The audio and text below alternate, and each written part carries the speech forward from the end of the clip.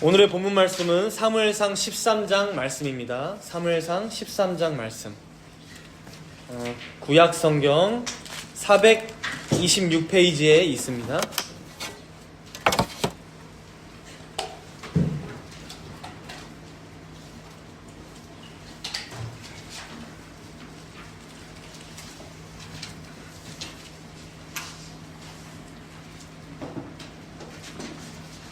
본문은 사무엘상 13장 말씀인데 봉독은 제가 사무엘상 13장 5절에서 15절까지만 봉독하도록 하겠습니다. 5절에서 15절까지 봉독합니다. 블레셋 사람들이 이스라엘과 싸우려고 모였는데 병거가 3만이요 마병이 6,000명이요 백성은 해변에 모래같이 많더라. 그들이 올라와 베다웬 동쪽 믹마스에 진침해 이스라엘 사람들이 위급함을 보고 절박하여 굴과 수풀과 바위 틈과 은밀한 곳과 웅덩이에 숨으며 어떤 히브리 사람들은 요단을 건너 갓과 길르앗 땅으로 가되 사울은 아직 길갈에 있고 그를 따른 모든 백성은 떨더라. 사울은 사무엘이 정한 기한대로 이레 동안을 기다렸으나 사무엘이 길갈로 오지 아니하매 백성이 사울에게서 흩어지는지라. 사울이 이르되 번제와 화목제물을 이리로 가져오라 하여 번제를 드렸더니 번제 드리기를 마치자 사무엘이 온지라. 사울이 나가 맞으며 문안하네. 사무엘이 이르되 왕이 행하신 것이 무엇이냐 하니 사울이 이르되 백성은 내게서 흩어지고 당신은 정한 날 안에 오지 아니하고 블레셋 사람은 믹마스에 모였음을 내가 보았으므로 이에 내가 이르기를 블레셋 사람들이 나를 치러 길갈로 내려오겠거늘 내가 여호와께 은혜를 간구하지 못하였다 하고 부득이하여 번제를 드렸나이다 하니라. 사무엘이 사울에게 이르되 왕이 망령되이 행하였도다. 왕이 왕의 하나님 여호와께서 왕에게 내리신 명령을 지키지 아니하였도다. 그리하였더라면 여호와께서 이스라엘 위에 왕의 나라를 영원히 세우셨을 것이거늘 지금은 왕의 나라가 길지 못할 것이라. 여호와께서 왕에게 명령하신 바를 왕이 지키지 아니하였으므로 여호와께서 그의 마음에 맞는 사람을 구하여 여호와께서 그를 그의 백성의 지도자로 삼으셨느니라 하고 사무엘이 일어나 길갈에서 떠나 베냐민 기브아로 올라가니라. 사울이 자기와 함께한 백성의 수를 세어보니 600명 가량이라. 아멘.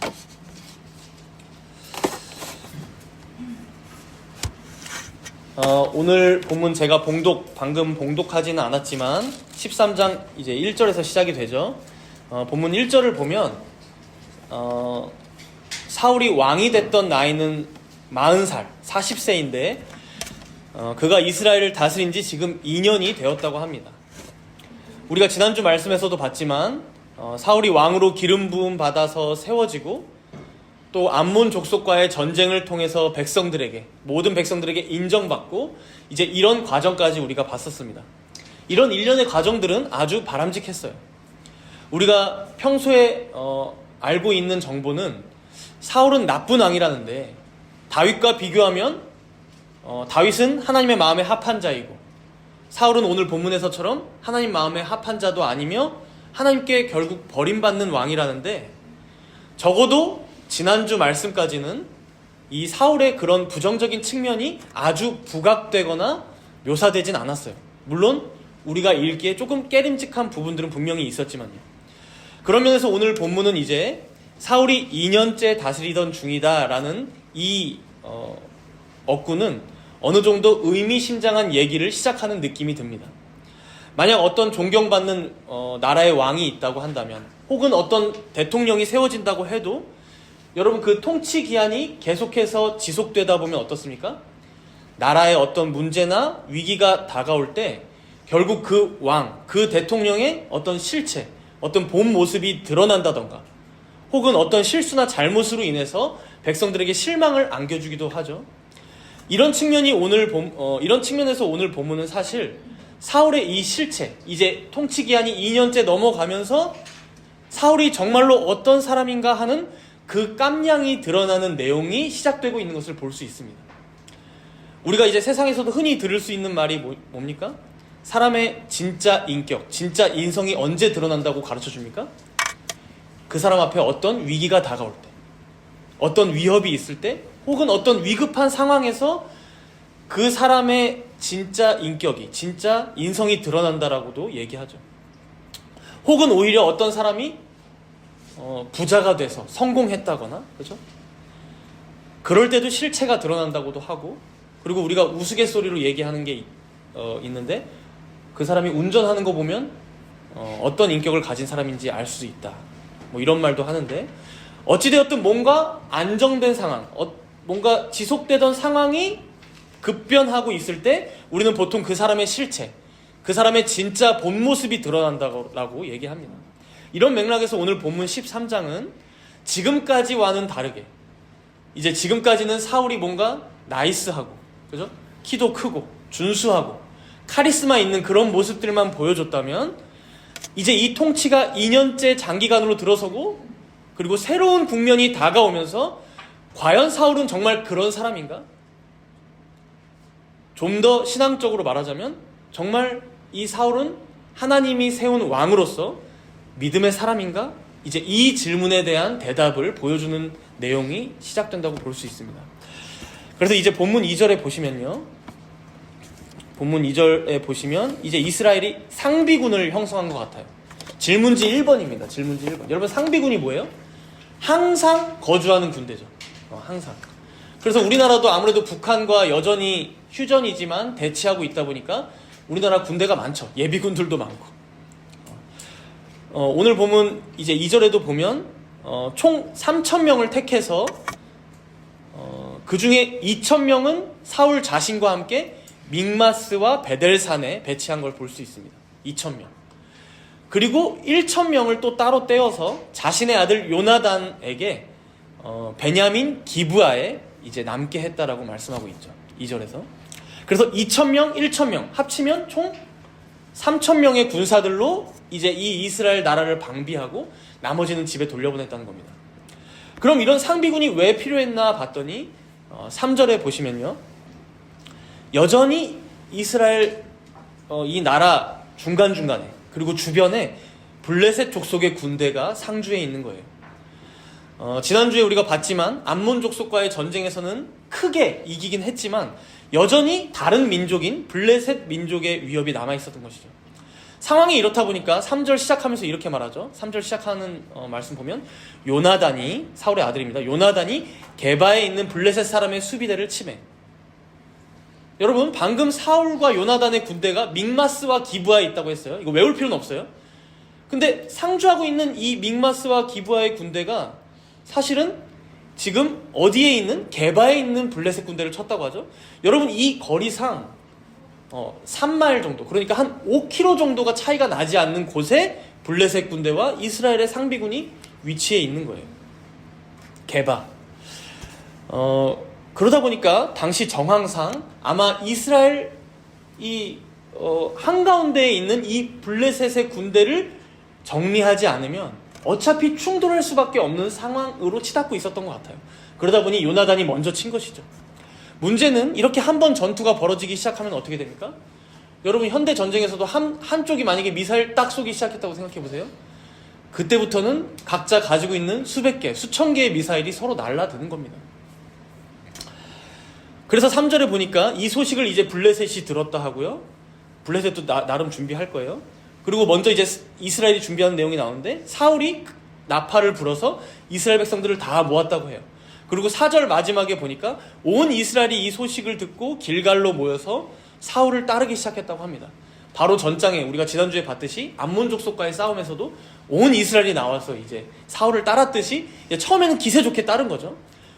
근데 5절에 보니까 이제 블레셋 군대의 규모가 설명이 되기 시작하는데 이게 장난이 아닙니다. 우리 함께 5절을 한번 읽어볼까요? 5절입니다.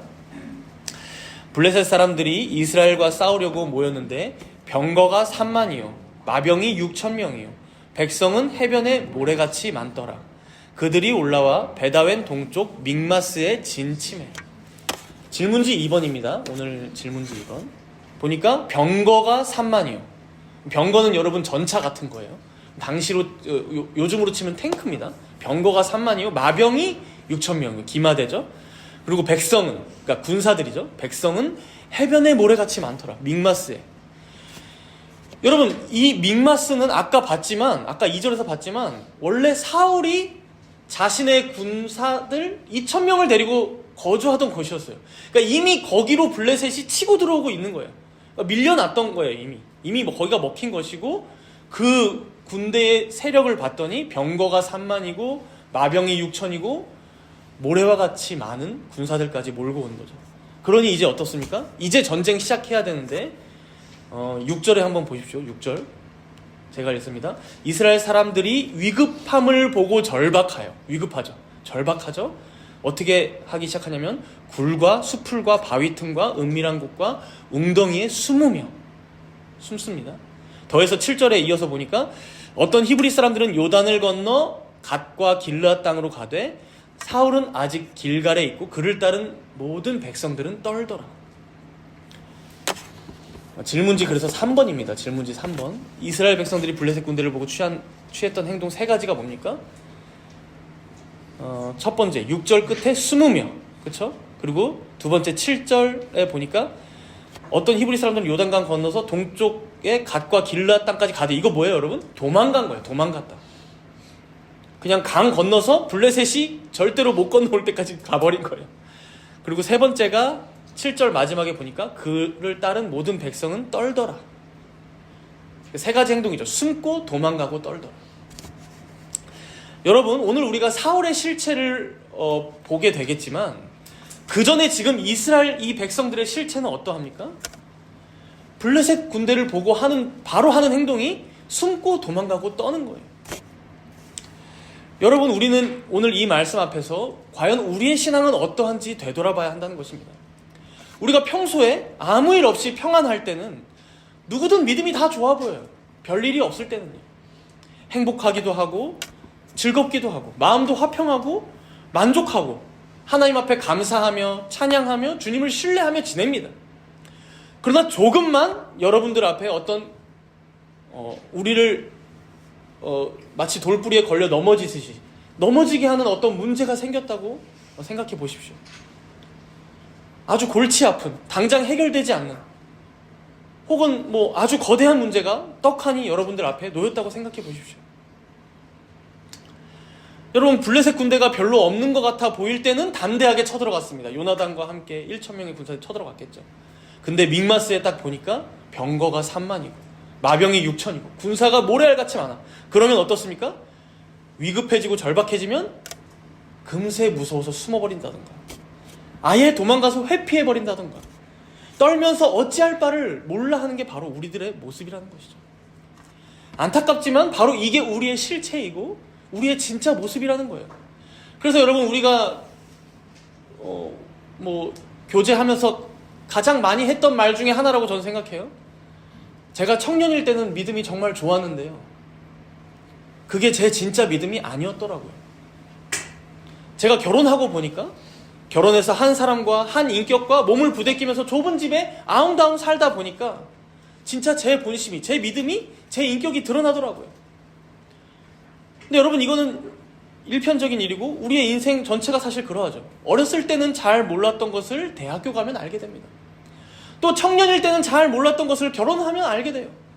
또 아이를 낳으면 또 알게 되고, 그렇게 어른이 되어가면서 시간이 흐르면서 우리는 우리 자신의 실체를 알게 되는 계기들이 계속해서 다가온다는 것입니다. 그렇다면 여러분, 왜 하나님께서는 우리에게 이렇게 자신의 실체를 직면하게 하시고 알게 하실까요? 왜 우리의 진짜 모습을 알게 하셔서 어떤 부끄러운 시절을 지나가게 하실까요? 사랑하는 여러분, 하나님 앞에서는 우리가 그 어떤 것도 숨길 수 없고 감출 수 없다는 것을 꼭 알아야 합니다. 진실하신 하나님 앞에서는 우리가 아무리 멋진 가면을 쓰고, 그리고 주일날 이렇게 그럴듯하게 교회로 모여서 앉아있다 하여도 우리의 중심을, 우리의 가장 깊은 내면까지도 우리는 하나님 앞에 속일 수 없음을 알아야 합니다. 사람은 외모를 보지만 하나님께서는 중심을 보시기 때문이죠. 거짓이 없으신 하나님께서는 우리가 그 앞에 거짓이 없이 서기를 요구하십니다. 비록 우리의 바닥이, 우리의 미천이 하나님 앞에서 다 드러나더라도, 그래서 창피하고 수치스러운 과정과 시간을 지나서라도 하나님께서는 우리의 깊숙한 그 내면을 고치셔서라도 우리의 전인이 오직 하나님만을 의지하고 하나님을 더욱 사랑하고 하나님 앞에서 더욱 성숙한 자로 성화되어져 가길 원해 하신다는 것입니다. 그리고 반드시 그렇게 이루신다는 거예요, 여러분. 그런 의미에서 우리는 이제 그렇다면 이제 사울은 어떤 반응을 보이고 있는지 살펴보면 좋겠습니다. 우리가 쉽게 예상할 수 있듯이 사울도 결국 자신의 실체를 직면하게 되는데요. 우리 함께 본문 8절과 9절 8절과 9절 두 절을 이어서 읽도록 하겠습니다. 8절과 9절. 사울은 사무엘이 정한 기한대로 이레 동안을 기다렸으나 사무엘이 길갈로 오지 아니하매 백성이 사울에게서 흩어지는지라. 사울이 이르되 번제와 화목제물을 이리로 가져오라 하여 번제를 드렸더니.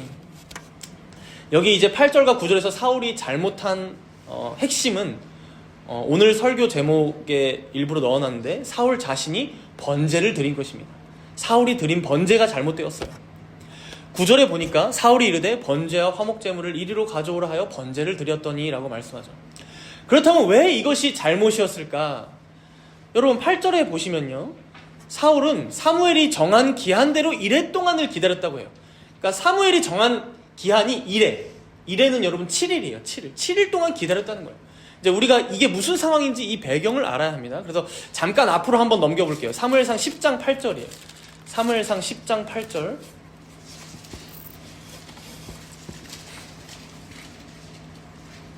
(10장 8절) 함께 읽겠습니다. 시작. 너는 나보다 앞서 길갈로 내려가라. 내가 내게로 내려가서 번제와 화목제를 드리리니 내가 내게 가서 내가 행할 것을 가르칠 때까지 7일 동안 기다리라. 여러분 사무엘이 사울에게 명령한 내용이에요. 너가 나보다 앞서서 길갈로 가서 날 기다려. 그래서 길갈에 지금 있는 거예요, 사울은. 그리고 며칠을 기다려? 7일 동안 기다려라. 그래서 내가 도착하면 번제와 화목제를 내가 드리고 이제 너가 행할 것을 내가 가르쳐 줄게. 여러분 여기서 행할 것은 당연히 전쟁에 대한 내용들이겠죠. 혹은 더 확장된 내용일 수 있고요. 어쨌든 하나님의 말씀을 가르쳐 줄게, 대언해 줄게 라는 말입니다. 여러분 분명히 지금 왕은 사울이에요. 그리고 그의 아들 요나단은 장수처럼 활약을 하고 있지만 그러나 여전히 하나님의 말씀을 듣고 대언해 주고 전달해 주고 있는 이는 누구입니까? 여전히 사무엘이었어요. 여전히 사무엘. 그렇기 때문에 사울은 지금 누구를 기다려야만 합니까? 사무엘을 기다려야만 했습니다. 그래서 그가 오면 함께 번제와 화목제를 드리고 이후에 어떻게 전쟁을 전개해야 나갈지 혹은 다른 하나님의 말씀이나 명령은 없는지 그걸 듣고 움직여야만 했다는 거예요. 그러나 사울이 어떻게 했어요?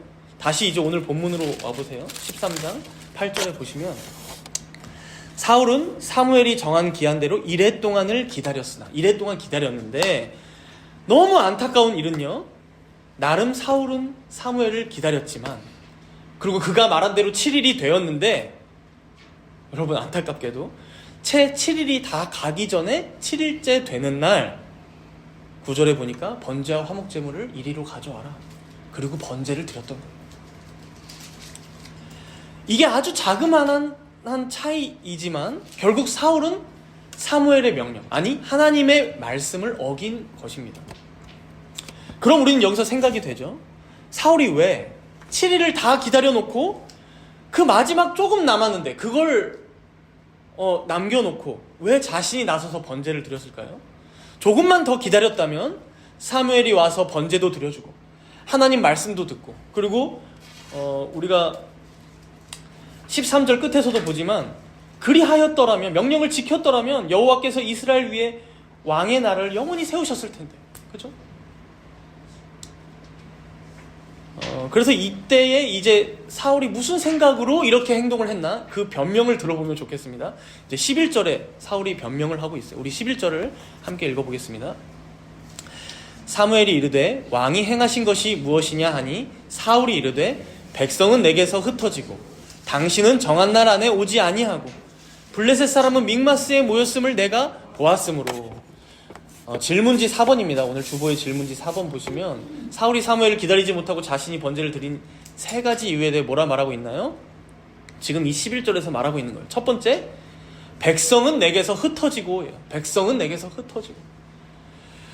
이건 본문 8절 끝에 이제 위에서도 나왔던 내용인데 백성들이 흩어지는 모습을 보니까 너무 마음이 급해지는 거죠. 아마 번제를 드려야만 이 백성들이 흩어지지 않고 규합될 수 있다고 생각했던 것 같아요. 그리고 더 나아가서 이제 12절에 한번 보십시오. 12절 바로 밑에 제가 읽을게요. 이에 내가 이르기를 블레셋 사람들이 나를 치러 길갈로 내려오겠거늘 내가 여호와께 은혜를 간구하지 못하였다 하고 부득이하여 번제를 드렸나이다. 그러니까 여러분, 은혜를 간구하기 위해서, 그러니까 결국 사울은 지금 이 번제를 통해서 뭘 얻고자 합니까? 하나님의 은혜를 받는 수단으로 여겼던 거예요. 그러니까 사실 말은 좋죠. 은혜를 간구한 거예요. 근데 사무엘이 정해준 방식이 있었잖아요. 그러니까 여러분, 사울은 지금 자기 마음대로 결국 행하고 만 것입니다. 사무엘이 알려준 방식이 아니었어요. 하나님께서 알려주신 것은 사무엘을 기다리는 거였어요. 그가 와서 번제와 화목제를 드리고 그 이후에 그의 말씀을 듣는 게 하나님께서 알려주신 방식이었습니다. 그리고 두 번째는 당신은 정한 날 안에 오지 아니하고. 이게 무슨 말이에요? 당신이 너무 늦게 왔잖아. 그죠? 너무 당신이 늦었잖아요 라고 얘기하는 거예요. 그렇지만 사실 이건 좀 핑계죠. 우리가 봤지만 7일을 넘어가지 않았어요. 이게 참 밤 12시가 넘어가지 않은 느낌인데, 그죠? 넘어가지 않았어요, 7일을. 그래서 본문 10절에 보시면 사무엘은 사울이 번제를 마치자마자 등장하는 거예요. 이거 가지고 이제 신학자들이 좀 사무엘을 비아냥거리기도 하는데, 마치 멀리서 지켜보다가 사울이 번제를 딱 올려서 연기를 보고 여기 왔다 막 이런 말도 하긴 하지만, 결국 여러분, 사울은 기다리지 못한 거예요. 그죠? 자기 마음이 급해서 빨리 드린 겁니다. 그러니까 그걸 지금 사무엘 탓을 할 것은 아니죠. 그죠? 세 번째는 블레셋 사람은 믹마스에 모였음을 내가 보았으므로. 믹마스에 모였음을 내가 보았으므로. 이스라엘 백성들도 이 믹마스에 모였던 블레셋 대군을 보고서 숨고 도망치고 떨고 했던 것처럼 결국 사울 왕 자신도 그걸 보고는 내가 가만히 있기가 힘들었다. 그러니까 좀 솔직한 얘기이긴 하지만, 솔직한 고백이지만 결국 자신이 하나님을 더 신뢰하며 기다리기보다 결국 내가 보는 것으로 내 마음이 흔들렸다라고 고백하는 것이죠. 이렇게 세 가지, 백성들이 흩어져서 떠나가고 사무엘은 오지 않고 블레셋의 대군은 저기 지척에 있는 믹마스에 진치고 있고, 이게 자신의 마음을 쪼들리게 했던 이유들이라고 고백하고 있는 거예요. 사울이 변명하고 있는 거죠. 사실 이 말씀을 읽고 나면요, 사울이 좀 이해가 되기도 해요. 솔직히, 그렇죠? 인간적인 마음으로. 그래서 조금 일찍 제사 드린 거 가지고 너무 빡빡하게 구는 게 아닌가? 그리고 아까 말했듯이 사무엘은 약간 일부러 기다린 것 같은데, 사울이 이렇게 번제를 자기 혼자 드리는 것을, 그렇죠? 그러나 우리가 이제 다른 구약의 사건으로 이걸 한번 비춰서 생각을 해보면 좋을 것 같아요.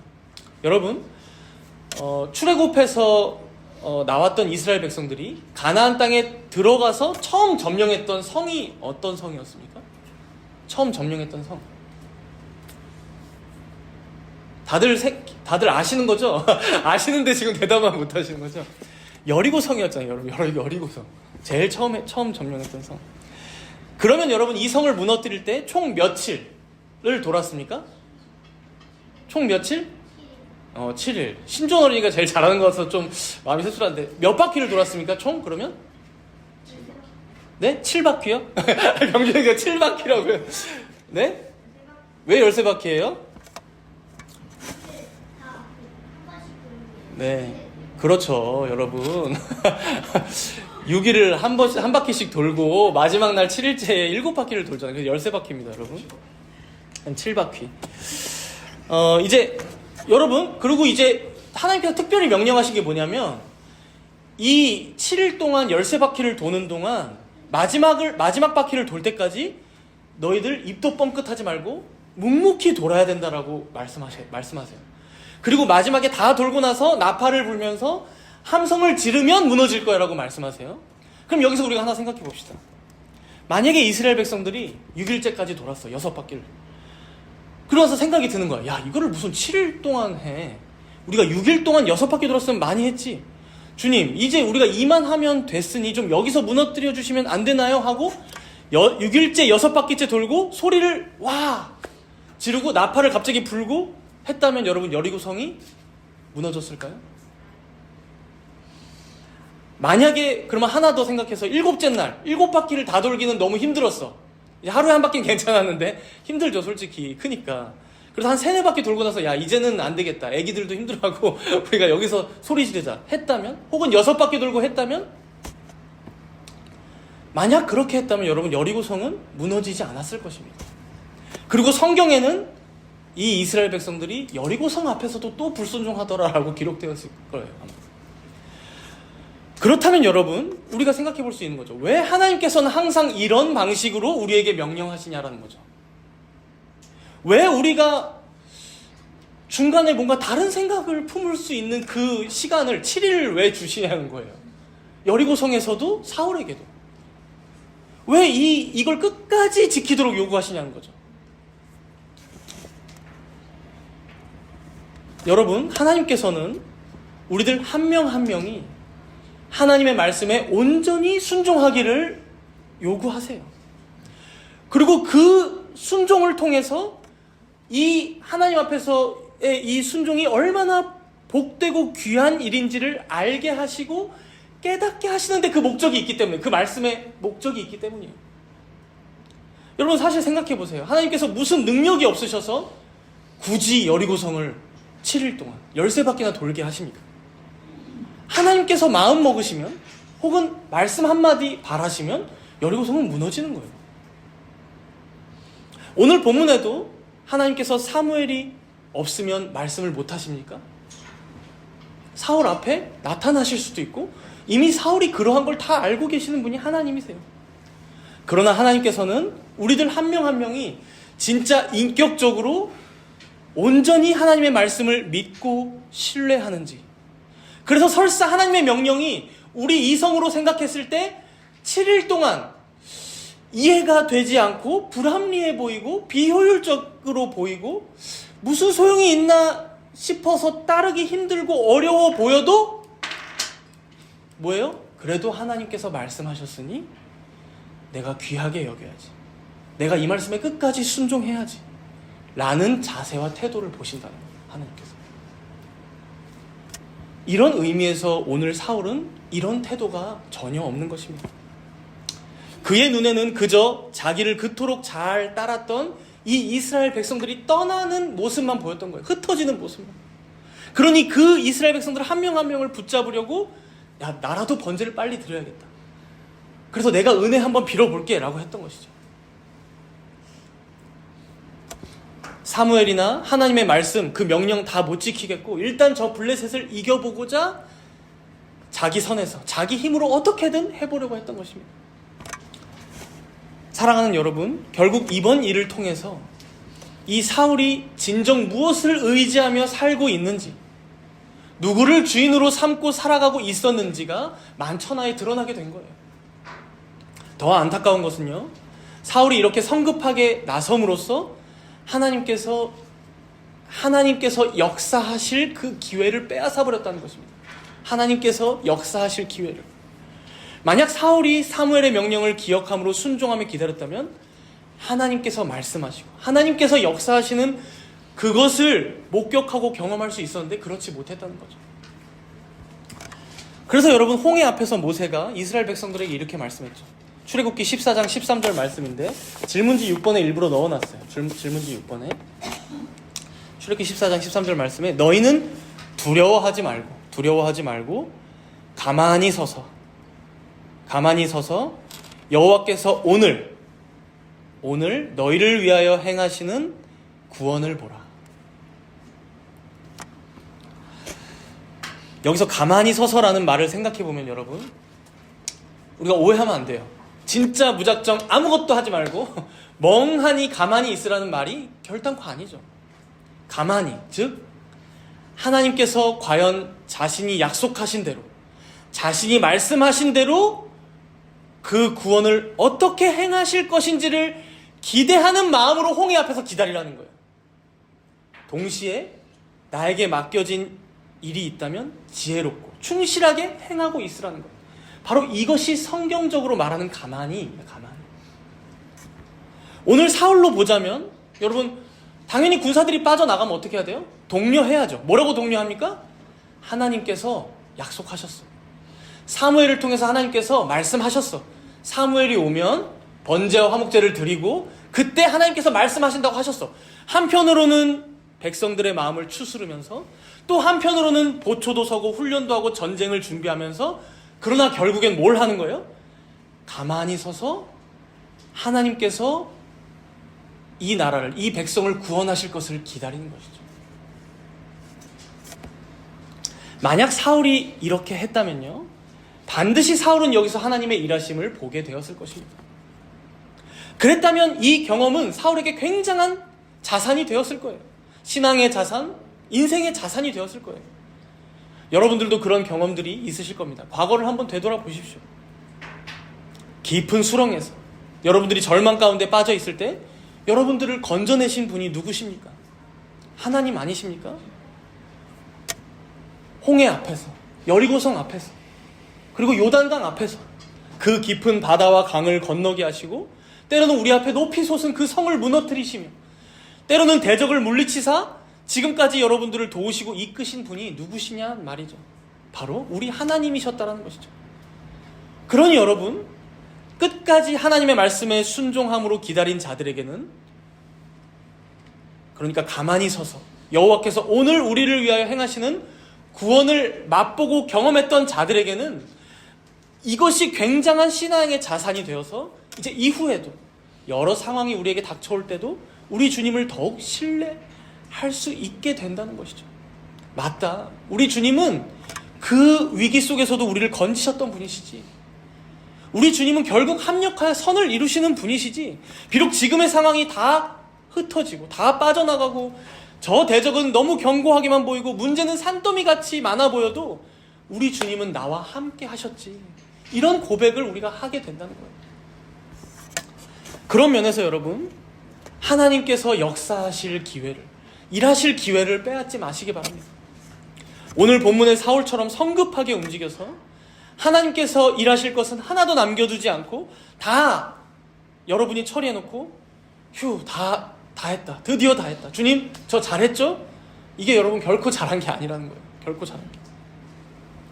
물론 우리가 배웠듯이 여러분, 사울이 이러는 것도 다 하나님의 작정이고, 그리고 이러한 상황이 펼쳐지는 것도 다 하나님의 섭리이겠죠. 그러나 여기서 하나님의 일하심을 뺏지 말라고 표현하는 의미가 무엇입니까, 여러분? 여러분, 우리들은 참 죄인이라서 항상 위급하고 절박할 때면, 오늘 이스라엘 백성처럼 뭔가 내가 성급하게 움직여서 뭔가 해결하려고 들잖아요. 그렇죠? 지혜롭게 물론 대처하는 건 좋습니다. 그러나 뭔가 하나님께서 명령하신 밖에서 움직이는 걸 얘기하는 거예요. 그러면 여러분 어떻게 됩니까? 그렇게 해결이 된다고 해도 역시 이렇게 해야 해결이 되는구나. 내가 이렇게 해야만, 내가 이렇게 빨리 움직이지 않았으면 이 문제는 해결이 되지 않았겠구나. 큰일 날 뻔했다 라고 생각하게 됩니다. 그러면 결국 그게 무슨 문제를 야기합니까, 여러분? 하나님께서 이 문제를 해결해 주셨다라고 생각을 못합니다. 하나님의 은혜로 오늘도 우리가 이 문제를 넘어갔다라고 생각을 못합니다. 하나님은 저기 멀리에다 두고 내가 빨리 대처했기 때문에, 내가 조금 성급했지만 빠르게 나섰기 때문에 해결되었다라고 생각하면서 결국 뭘 합니까? 하나님께서 받으실 영광을 내가 갈취합니다. 여러분, 사울의 잘못은, 오늘의 잘못은 바로 그것입니다. 하나님께 돌려질 그 영광을 사울이 갈취한 거예요. 중간에서 가려버린 것입니다. 그러니 하나님께서 어떻게 하시는 거예요?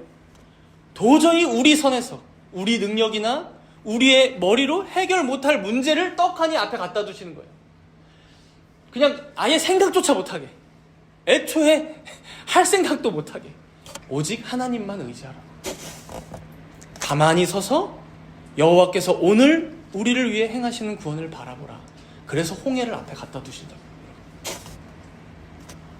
그러니 여러분, 하나님께서 뭘 바라시는지 아시겠습니까?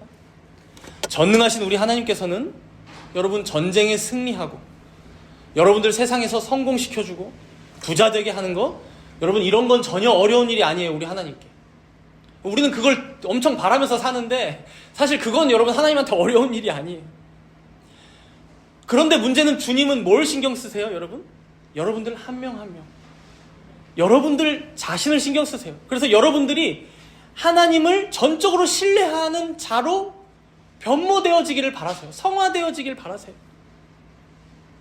그래서 때로는 위급한 상황에서 여러분들의 미천을 드러내게 하시고, 절박할 때 여러분들의 실체를 드러나게 하시고, 그렇게 함을 통해서라도 오직 하나님을 신뢰하는 자로, 그분만을 의지하는 자가 되기를 바라신다는 것입니다. 그게 바로 우리의 인자하신 아버지, 하나님 아버지의 마음이라는 거예요. 안타깝게도 오늘 본문 15절에 보시면요, 15절에 보면 결국 사울이 이렇게 잘못 들인 번제로 인해서 이제 이런 비극적인 결과가 벌어지는데, 우리 함께 15절을 읽어볼까요? 15절입니다. 사무엘이 일어나 길갈에서 떠나 베냐민 기브아로 올라가니라. 사울이 자기와 함께한 백성의 수를 세어보니 600명 가량이라. 질문지 5번에 일부러 넣어놨는데요, 여기서 찾을 수 있는 두 가지 비참한 결과가 무엇인가요? 먼저는 맨 뒤에 보니까 이제 질문지 2번이죠. 그래서 맨 뒤에 보니까 사울에게는 딱 몇 명의 군사만 남아있다고 합니까? 이제 600명만 남았다고 합니다. 이건 아까 상비군 3,000명 포함 아마 온 이스라엘에서 모인 사람들까지 해서 하면 최소 몇만 명이 되었을 텐데 이제 600명만 남은 거예요. 다 도망가고 600명만. 그래서 겉으로 보기엔 여러분 600명 남은 게 아주 지금 사실 비극적인 상황으로 비춰질 수 있지만, 사실 여러분 여기에서 더 비극적인 일은 첫 번째입니다. 15절 맨 앞에 뭐라고 서술하고 있습니까? 사무엘이 일어나 길갈에서 떠나. 길갈에서 떠나. 여러분 여기서 사무엘이 길갈에서 떠났다, 즉 사무엘이 사울로부터 떠났다, 이스라엘 군대로부터 떠났다. 이건 무슨 의미입니까? 이제 사울과 이스라엘 백성들은 하나님의 말씀을 더 이상 듣지 못한다는 것입니다. 하나님의 인도하심을 더 이상 받지 못한다는 것입니다. 우리에게 진짜 비극은 바로 이거예요, 여러분. 물론 주위를 둘러보니까 이제 이스라엘 백성들도 많이 집으로 돌아갔고 600명밖에 남지 않았지만, 거기다 이제 저기 뒤에 보시면 18절에서 22절 보면 여러분 이스라엘 백성들은 철제 무기가 하나도 없었대요. 당시가 이제 청동기 시대에서 철기 시대로 넘어가던 때라고 이제 다들 생각도 하고, 그리고 이제 블레셋에서 이스라엘 백성들에게 그 철을 재련하는 사람들을 다 빼앗아 갔거나 아니면은 철공 재련소를 짓지를 못하게 했어요. 그러다 보니까 사울과 요나단만 철기 무기를 가지고 있었다고 해요. 그러니까 너무 열악한 상황이지만 여러분, 이런 상황들보다도 뭐가 더 큰 문제라고요? 뭐가 더 비극입니까? 사무엘이 길갈에서 떠났다는 게 비극이라고요. 하나님의 말씀을 가르칠, 하나님의 말씀을 대언해줄 그 선지자가 떠났다는 것. 사울은 나름 사무엘이 오기를 7일 동안 기다렸지만 결국 자기 맘대로 하게 되었고, 그 결과는 다시 홀로 남겨지는 것이 되어버리고 마는 것이죠. 사랑하는 성도 여러분, 사울의 오늘의 이 성급함 때문에 이 위급할 때 드러난 자신의 실체로 인해서 정작 자신에게 지금 가장 필요한 것, 즉 하나님의 말씀을 들을 통로를 잃고 만 것입니다. 마땅히 하나님의 명령을 듣고 수행해야 할 이스라엘의 왕이 갈피를 잡지 못하고 방황하기 시작할 수밖에 없게 되었다는 것이죠. 그래서 이러한 비극의 결과가 또 다음 주 이제 우리가 살펴볼 14장에 더 이어집니다. 사울이 이제 판단이 완전히 흐려집니다. 이제 여기부터는 나이스한 모습은 이제 찾기가 힘듭니다. 우리가 오늘 이 말씀 앞에서 우리의 교회와 우리 자신들의 삶은 어떠한지 되돌아봅시다. 우리의 교회들은 어떠합니까? 여러분, 교회들이 제일 무서워하는 게 뭡니까? 사람이 빠져나가는 거, 그렇죠? 사람이 흩어지는 걸 제일 무서워해요. 그러다 보니까 하나님의 말씀을 있는 그대로 전하지를 못해요, 그렇죠? 당신이 죄인이라는 거, 계속해서 그렇게 죄를 짓다가는 멸망에 이를 수도 있다는 거, 혹은 하나님의 공의의 말씀, 혹은 성경에 그대로 적혀있는 여러 가지 풍성한 하나님의 그 성품들, 말씀들을 그대로 전하지를 못합니다. 그래서 약간 바꿔서 위로를 해주려고만 한다던가, 좋은 말로 구슬려서 예수 잘 믿으면 세상에서 성공이 보장된다라고 말하거나, 물론 안 그런 교회들도 많지만 이런 유혹들에 교회들은 항상 놓여있다는 것이죠. 이런 유혹들에. 왜? 사람이 모여야만 운영이 가능한 곳이다 보니까. 그러나 여러분, 정작 교회에 필요한 것은 무엇입니까? 아니, 필수적인 것, 없어서는 안 될 것이 무엇입니까? 바로 하나님의 말씀입니다. 사무엘이 오늘 길갈로부터 떠나듯이 하나님의 말씀이 교회를 떠나는 순간 여러분, 진리의 공급은 끊기고 생명수가 흘러 넘쳐야 할 교회가 메말라가게 되고 굶주리게 되고 황폐해지기 십상이라는 거예요. 그렇다 보니 교회가 규모만 따지는 거죠. 외모만 따지는 거죠. 인원을 많이 동원하고 겉을 더 화려하게 꾸미고 하나님의 말씀에 뭐라고 얘기하든 사람들의 눈에서 눈물만 쏙 빼주면 은혜로운 예배가 되었다라고도 얘기합니다. 그러나 여러분, 그게 아니라는 것이죠. 여러분, 은혜는 사실 그런 눈물을 쏙 빼는 건 사무엘보다 사울이 전 더 잘했을 거라고 생각해요. 겉으로 보기에 더 삐까뻔쩍한 예배는, 제사는 전 사울이 더 잘 드렸을 거라고 생각해요. 겉모습도 다르고요. 그러나 여러분, 그런 외모, 그런 상황, 그런 환경, 여건은 언제든 달라질 수 있습니다. 우리의 감정은 언제든 눈물을 흘리다가도 어떤 위기가 다가오면 또 냉담해지기도 해요. 들쑥날쑥 되는 게 우리의 감정입니다. 군사는 600명이 되었다가도 3만 명이 되기도 하고, 혹은 아무리 적은 군사라고 해도 승리하기도 하지만 때로는 패배하기도 하는 거예요. 그러니 가장 중요한 것은 무엇입니까? 우리가 질 때 지더라도, 패배할 때 패배하더라도, 망할 때 망하더라도 여러분, 끝까지 하나님의 말씀을 따랐느냐, 따르지 않았느냐, 이 진리를 우리가 끝까지 잃었느냐, 잃지 않았느냐, 바로 여기에 교회의 성패가, 성도의 성패가 달려있다는 것입니다. 우리 개개인의 삶 또한 마찬가지이죠. 여러분들 다들 지난 한 주간 많이 경험하다 오셨을 거예요. 하나님의 말씀대로 살지 않을 때 더 편합니다. 솔직히 세상을 살아가기. 사울처럼 적당히 유두리 부리며 적당히 눈치 보며 행동하고 사회의 일반적인 흐름을 절대로 역행하지 않고 그렇게 살면 더 쉽습니다. 사실 이게 하나님 없는 세상이 말하는 성공하는 자의 삶이고 태도고 세상의 지혜고 자세니까 말이죠. 그러나 성경은 결코 그렇게 말씀하지 않습니다. 결국 하나님의 말씀은 어느 지점에 가서는 세상을 역행하게 됩니다. 서로가 아예 만날 수조차 없는 출발점이 다르다는 것을 우리는 인식할 때가 옵니다. 그렇다면 그럴 때 여러분들은 어떻게 하시겠습니까? 평소에도 잘 지내왔으니 그때도 부딪히지 말자. 세상의 방식대로 따라주자. 편법과 악법도 때로는 따라주자. 그것이 설사 하나님의 말씀, 하나님의 계명을 어기는 일이더라도 한 번쯤은, 두 번쯤은 해도 되지 않을까. 사랑하는 성도 여러분, 성도란 하나님께서 요구하신 대로의 삶을 살기 위해, 즉 하나님의 말씀과 계명을 지키며 살기 위해 때로는 일부러 어려움을 자처하는 자들이 바로 성도입니다. 때로는 이 길로 가면 뻔히 불행과 가난이 기다린다고 하여도 그런 희생을 각오해서라도 악인의 길에는 절대로 들어서지 않겠다 라고 하나님의 말씀 앞에서 정직하게 판단하는 것이 성도입니다. 그것이 바로 복 있는 사람이며 용서받은 죄인, 즉 의인의 삶입니다. 그래서 이 길을 예수님께서는 좁은 길이고 협착한 길이고 사람들이 많이 찾지 않는 길이고 십자가의 길이라고, 자기를 부인하는 길이라고 말씀하셨던 것입니다. 여기 계신 여러분들에게 이러한 각오와 결단이 있으시기를 바랍니다. 그래서 학교에 가면 시험에서 좋은 성적을 받고자 부정을 행하는 친구가 있다면 그것은 바르지 않은 일임을 보여주는 것이 성도의 삶입니다. 돈을 더 벌기 위해서 남을 속이거나 착취하거나 온갖 편법을 쓰는 자들에게 하루하루를 성실하게 정직하게 살아가는 것이 성도의 삶임을 보여주는 것이 바로 우리들의 삶입니다.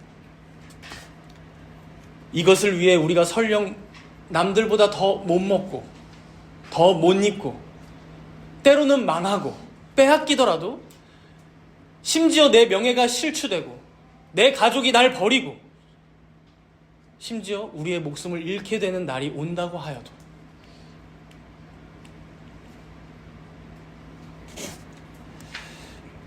우리보다 먼저 하늘로 간 믿음의 선배들은 다 이 길을 따라 살다가 죽었다라고 히브리서 11장은 믿음장에서는 증언하는 것입니다. 구름같이 허다한 무리들이 이미 이 길을 살다가 죽었고 하늘에서 우리의 경주를 바라보며 박수치며 응원하고 있다라고 말씀하는 게 바로 히브리서 11장과 12장 말씀입니다. 그러니 여기 남은 우리 또한 이 땅에서 이 길을 살다가 죽는다 해도 그처럼 복된 일은 없을 것입니다. 오늘 말씀을 통해서 본문에서와 같이 위급한 상황에 혹은 절박한 상황에 우리 자신의 신앙의 민낯은 어떠한지, 나의 바닥 깊숙한 곳에 자리 잡고 있는 내 인격과 성품과 내 진짜 신앙과 믿음은 어떠한지를 여러분 다시금 되돌아보시기 바랍니다. 그리고 하나님 앞에서 그럴싸한 가면을 쓰고 괜찮은 척하며 지내고 있진 않은지 되돌아보며 회개하시고, 오히려 어떤 상황 가운데서도 하나님의 말씀을 끝까지 신뢰하며 가만히 서서 그가 행하시는 구원을 바라보며 고대하며 살아가시는 모든 정다문교회 성도님들, 여기 계신 주님의 백성들 되시기를 축복합니다. 우리 함께 기도하도록 하겠습니다.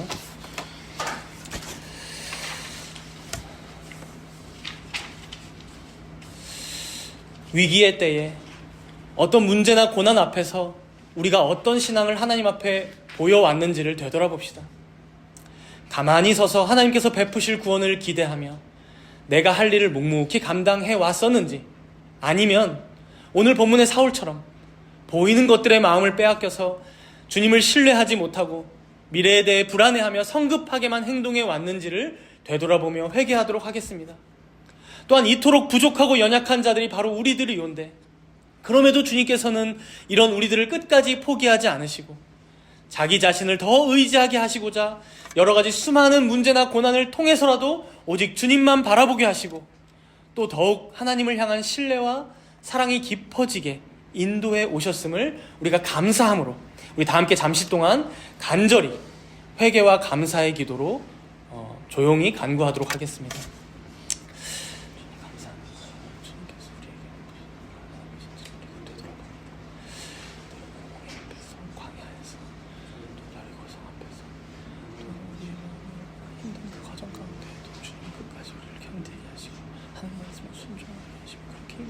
우리가 기억합니다. 주의 우리 가운데 하나님의 말씀이 완전히 신령한 생명의 말씀을 기억하게 하여 주시옵소서. 우리 자신의 성급함대로 행동하는 자들이 아니라 정말 끝까지 순종하면서 가장 고귀한 가치를 우리가 온전히 기억하며 주 앞에 행하는 자들이 되게 하여 주시옵소서. 그리하여 외모나 규모나 그런 것들의 마음이 흔들리지 않고 오직 주님의 바라보는 사랑의 일이 모든 것될 수 있도록 좀 함께 해 주시옵소서.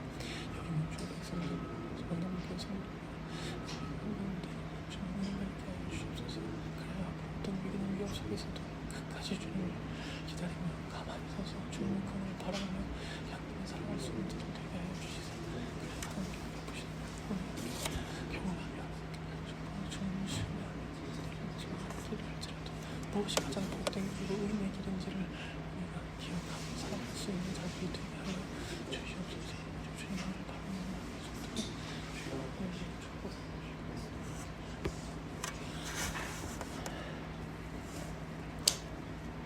너희는 두려워하지 말고 가만히 서서 여호와께서 오늘 너희를 위하여 행하시는 구원을 보라고 말씀하신 하나님 아버지, 구약의 이스라엘 백성들의 모습을 볼 때면 얼마나 우리의 모습과 닮아 있는지요.